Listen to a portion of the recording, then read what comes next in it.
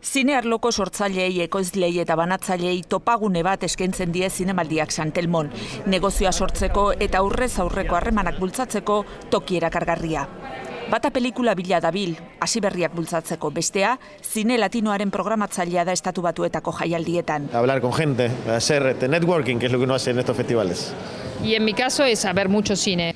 Atzeko industria edo zine negoziorik gabe biziraupen laburra izango luke Zinemaldiak. Horregatik jarri zen iaz martxan foro hau. Eta honetan bai, Cannes eta Donostia eskutik doaz. Canneseko jaialdiko zuzendari exekutiboa da Jergon Paia, ekoizle ezaguna zinegintzan.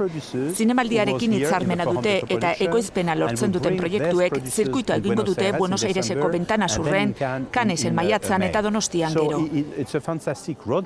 Aurrez hautaturiko 17 proiektuk finantziazioa bilatzen dute pelikula egiteko, ordu erdiko elkarrizketak dituzte.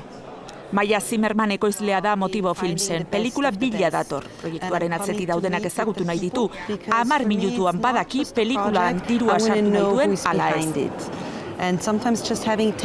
Sando Fiorani, salmenta agentea da Los Angelesen, zer bilatzen duen argi du.